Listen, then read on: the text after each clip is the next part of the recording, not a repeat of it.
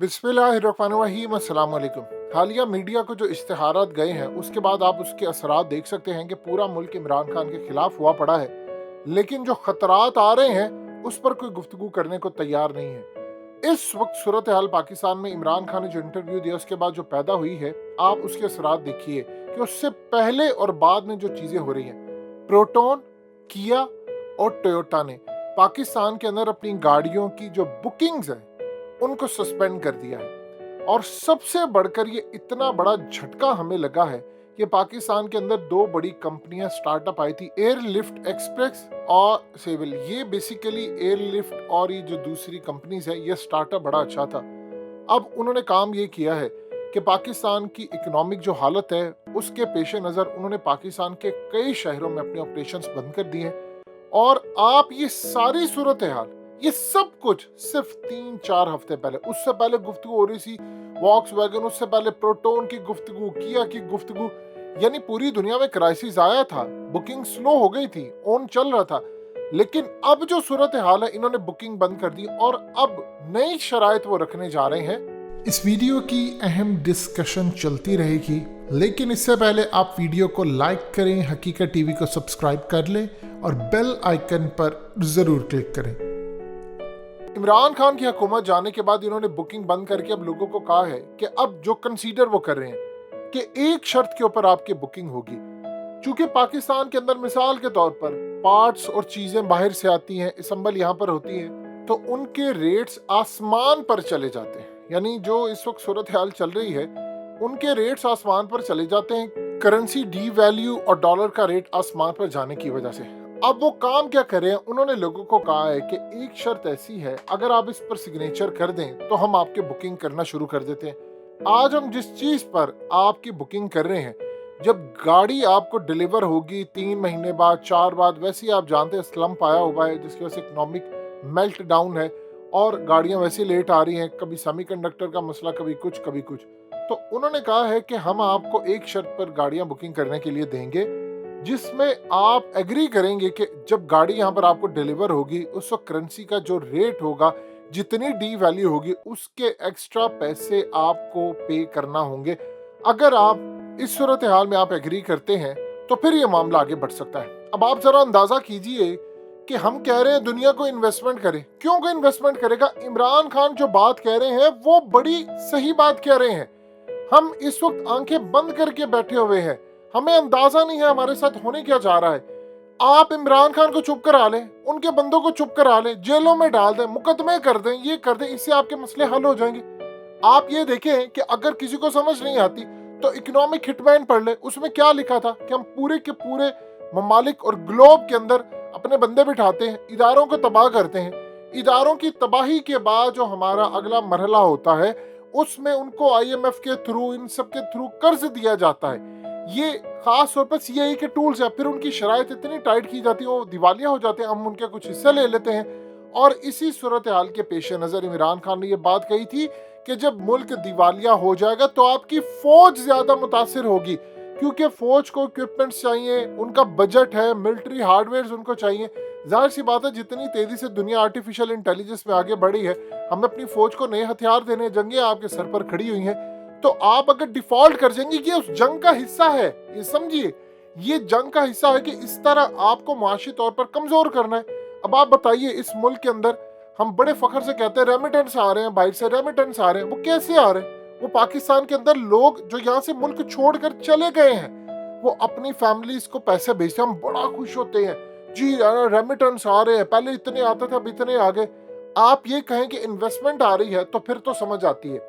जब रेमिटेंस की आप बात करते हैं तो इसका ये मतलब है जो पाकिस्तानी बाहर रहते हैं वो अपने घर वालों को पैसे भेज रहे हैं। अगर हर साल उसमें इजाफा हो रहा है तो डूब मरने का मकाम है कि आपका मुल्क तरक्की नहीं कर रहा, लोग छोड़ छोड़ कर जा रहे हैं, वहाँ नौकरियां करते हैं, वहां से पैसे भेजते हैं।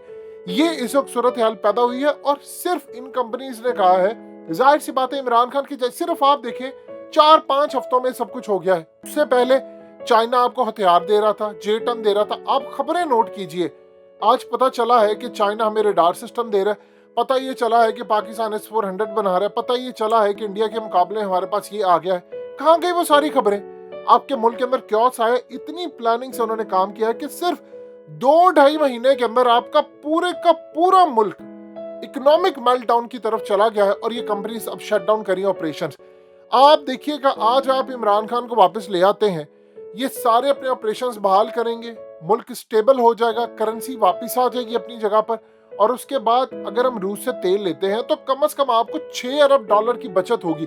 $6 अरब आप जब बाहर नहीं भेजेंगे तो आपकी करेंसी डीवैल्यू होने की बजाय उसकी वैल्यू बढ़ेगी।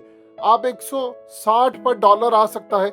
आप अंदाजा कीजिए कि किस बड़े लेवल पर जाकर मुल्क में सूरत हाल होगी। अब इतनी खुशहाली होना शुरू हो जाएगी कि जब आपका पैसा बाहर नहीं जाएगा, जाहिर सी बात है रेमिटेंस ज्यादा आ रहे हैं, हम बाहर अपना तेल के लिए पैसा नहीं भेजेंगे, बल्कि रूस ने तो यहाँ तक हमें कहा था कि आप अगर आगे चलते हैं तो मजीद आपको डिफेंस के मामले में भी ताउन होगा। वो इमरान खान को कुर्सी पर देखना चाहते हैं। भुट्टो के साथ क्या हुआ था, वो बंदा चीखता रह गया था कि हेनरी किसिंजर मुझे धमकी देकर गया, उसके बाद मेरा तख्ता उलट दिया गया। ये भूल गए हैं लोगों को याद नहीं है कि हुआ क्या है।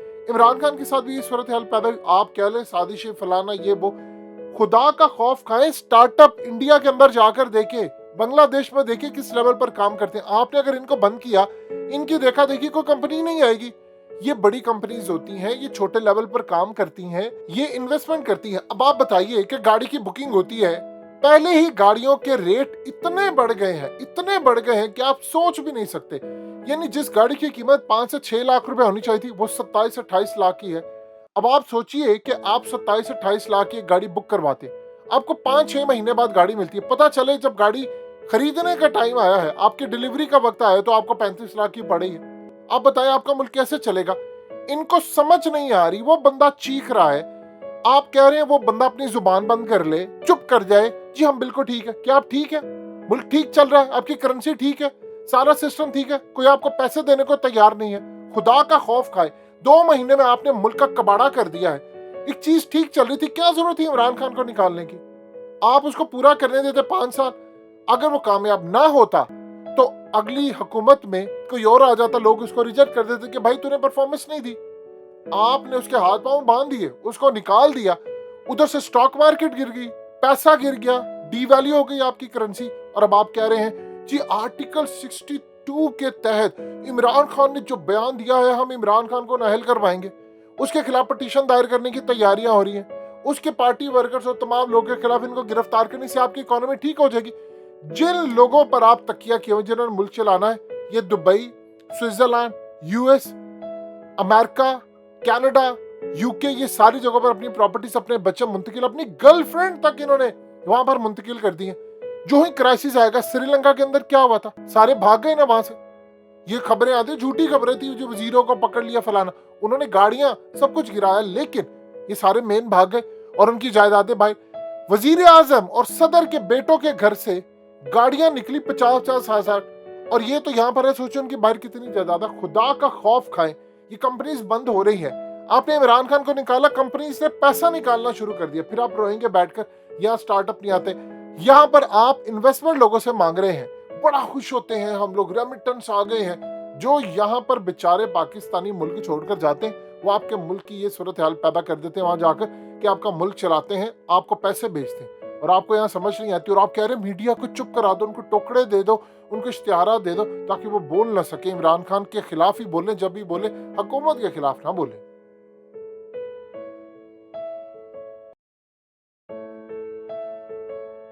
हकीकत टीवी को सब्सक्राइब करना मत भूलें, वीडियो को लाइक करें, शेयर करें और कमेंट सेक्शन में अपनी राय का इजहार जरूर करें।